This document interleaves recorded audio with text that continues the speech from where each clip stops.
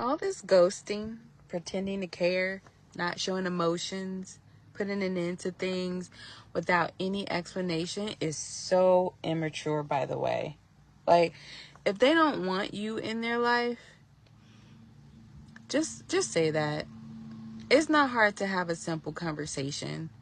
But instead, some people choose to disappear, leave you guessing about what you did wrong. And the truth is, it's not about you. It's about them. Because healthy people communicate. They say, hey, this isn't working for me.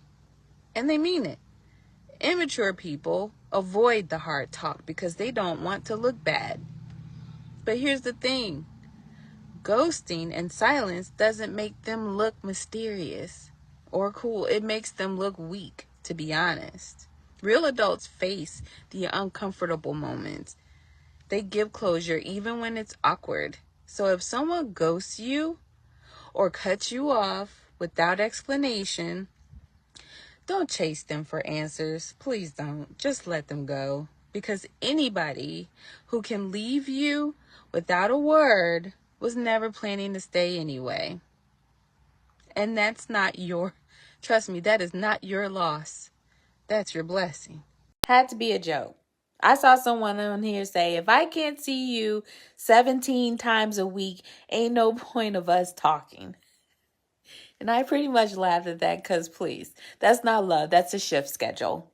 How do you even have time to miss somebody if you're always around them?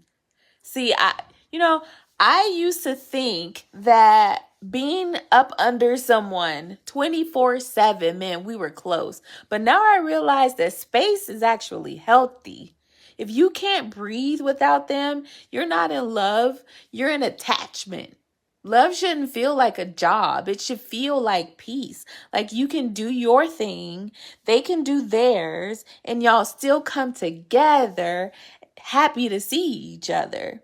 Real love doesn't need constant proof. It needs trust and freedom and understanding. And when you both have your own lives, your connection actually grows stronger, I think. So, no, I don't need to see you 17 times a week.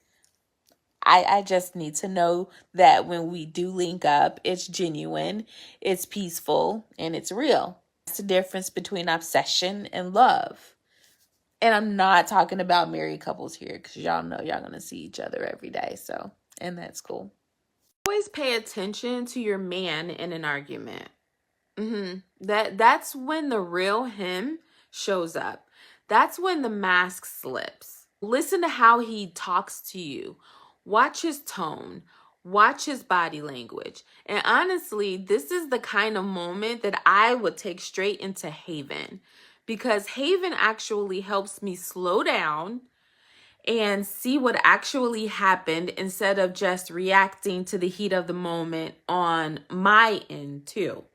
So download it if you don't have it. It gives me peace, space to journal, to pray, and it calms my mind so I can hear what God is trying to show me.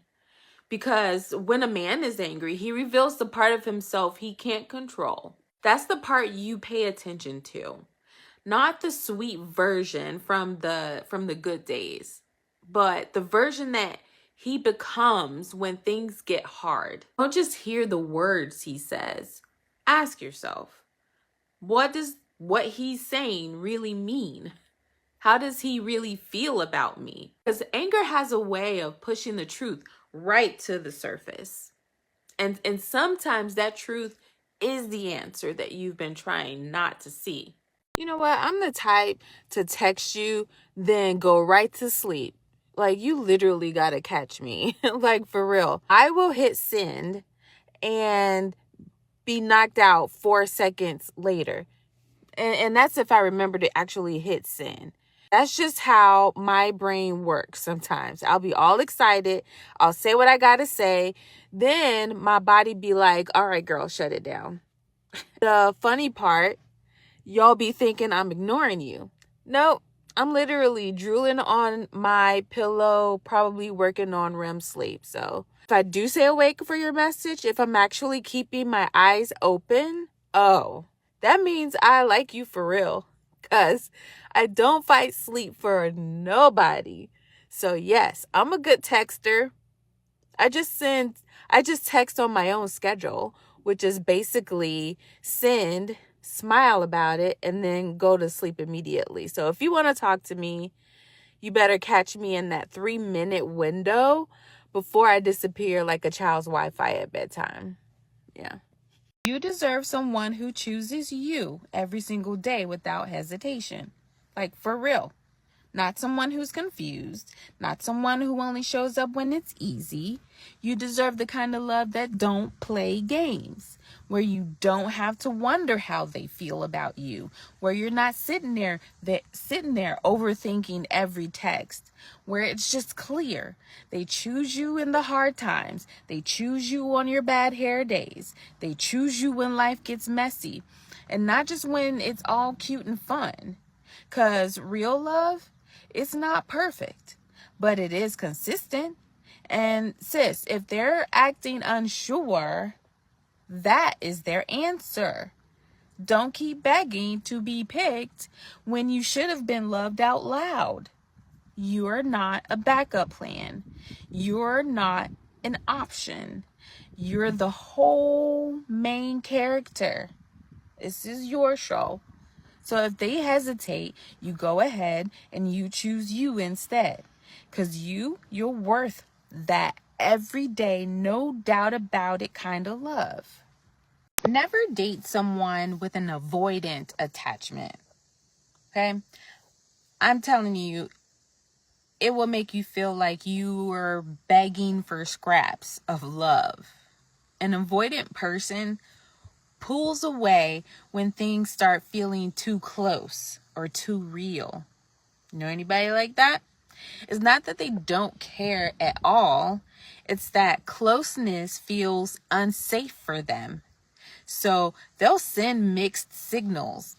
One day they're all in. The next day they're busy or need space. And if you're someone who loves deep connection, this will have you overthinking and doubting yourself and wondering if you're the problem. Spoiler alert, you're not. You deserve someone who doesn't flinch when you get close. Someone who can give love without making you chase it. I'm not saying that they're bad people, okay? But many of them have their own healing to do. You cannot force someone to feel safe with intimacy if they're not ready. And it's not your job to wait around hoping that they change. Your job